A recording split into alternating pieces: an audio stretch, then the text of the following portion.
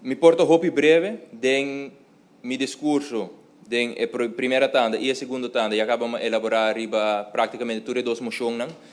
Lo me quer enfatizar vez mais que entregar 3 lunas 1000 florin não é suficiente. Nós mostra que sabe que é solamente 0,0002% de 1,3 bilhão que é necessário para mitigar a crise que nós estamos em. No mesmo momento, senhor presidente, me quer que é muito importante que o governo vai apresentar dentro de pouco, com uma maneira estrutural, o corta e gasto mará, entre outros salários, de sovel ministros como parlamentários, qual nós lo sostener sowieso.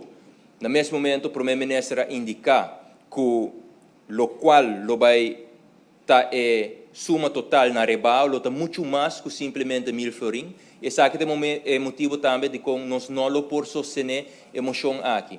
E Kiko me está lamentando com a informação aqui que lo bem fase 3, que lo vai corta acaba de gasto de ministros e de parlamentares, não conheci, se que tu rende, para sobre toelichting que wordt doen na início de reunião.